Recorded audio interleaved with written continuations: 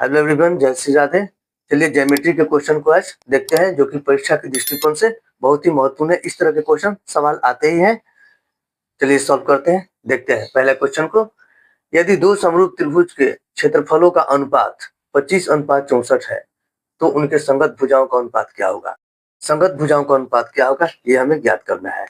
तो एक फॉर्मूला है, ध्यान रखिएगा कि अगर किसी भी मतलब दो समरूप, ये त्रिभुज पहले से पता है कि दोनों त्रिभुज क्या है, समरूप है, क्योंकि क्वेश्चन में भी बोला है।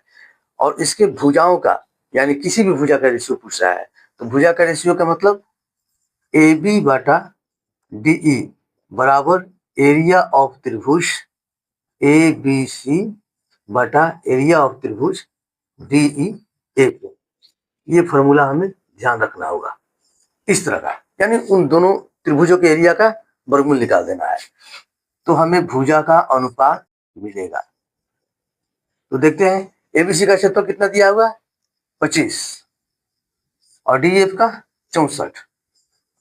जब वर्गमूल जब हम निकालते हैं तो 25 का वर्गमूल 5 और 64 का कितना हुआ, 8।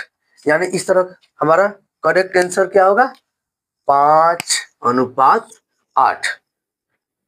अब साधारण सी बात है, क्वेश्चन अगर आएगा इस तरह का कि क्षेत्रफल का अनुपात दिया रहेगा, अगर भुजा का अनुपात निकालना होगा तो सीधे हम ये काम करें या ना करें, मतलब सीधे वर्गमूल दोनों का निकाल कर रेशियो निकाल देंगे।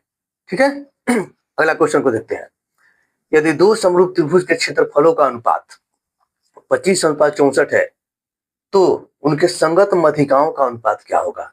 सवाल एक ही जैसा लिया गया है ताकि कोई समस्या ना हो समझने में। यानी कि यहाँ पर अब दे दिया कि दो त्रिभुज है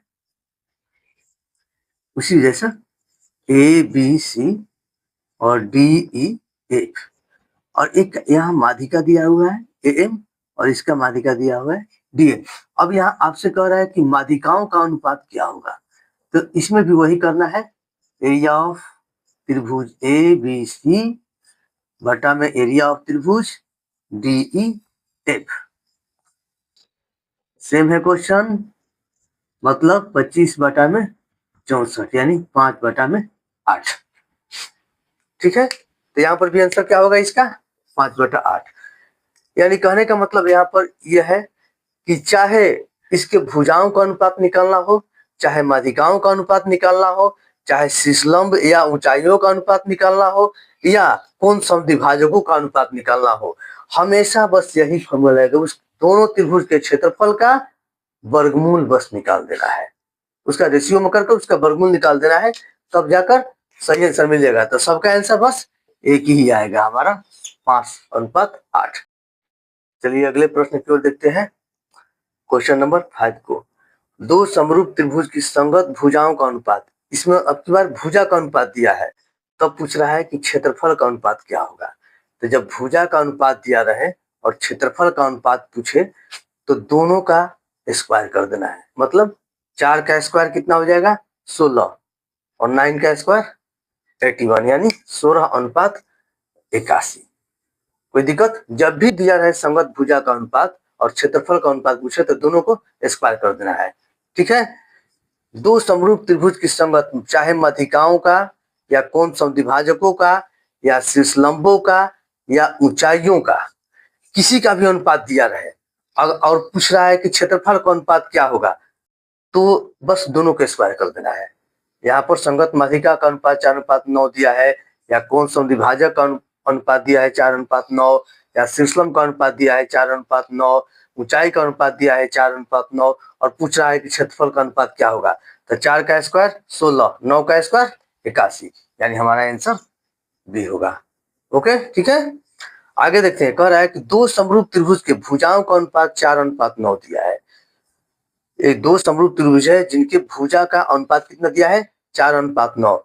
तो अब की बार पूछा है कि त्रिभुज के परिमाप का अनुपात कितना होगा। तो त्रिभुज का परिमाप का अनुपात कितना होगा, तो जितना भुजा का अनुपात होता है उतना ही त्रिभुज के परिमापों का अनुपात भी होता है, यानी 4:9। यही हमारा होगा, जितना भुजा का अनुपात है उतना ही परिमाप का अनुपात होगा। जैसे कि ये यहाँ ध्यान देने वाली बात है, A B C D E F. तो यहाँ पर अगर ए बी बटा डी दे दिया, तो यहाँ देखिए AB plus BC plus AC और बाटा में DE plus EF plus DF, यही है परिमाप। तो दोनों का रेशियो सेम है, यानी 4:9। अब यहाँ देखिए दिया है कि चित्र में D समानांतर BC, ये D है समानांतर है BC के, सबका माप दिया हुआ है। तो पूछा है कि x का वैल्यू क्या होगा। तो ये चूंकि थेस प्रमेय पर आधारित है, हम जानते हैं क्या कि यहाँ किसी त्रिभुज में अगर एक रेखा के समांतर कोई दूसरी रेखा खींची जाए तो वो दो रेखाओं को अन्य दो बिंदुओं पर, मतलब जहां काटती है, वो भुजाओं को समान अनुपात में विभाजित करती है। तो यहाँ पर हम क्या लिखेंगे इसको बनाने के लिए?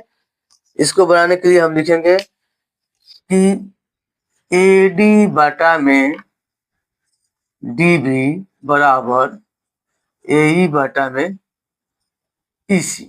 तो AD का वैल्यू कितना दिया है? x, BD का वैल्यू कितना दिया है? 16 और इसका 34 और इसका कितना दिया है? 17। तो 17 दूनी का 34। अब यहाँ क्या बचा? x बटा में 16 बराबर 2 बटा में 1, तीसरा से गुना, x में 1 से गुना x और 16 दूनी का 32। हमारा आंसर कितना होगा? 32। ये थेस प्रमेय पर आधारित है। ठीक है, ओके, आशा करता हूँ आप समझ गए हो।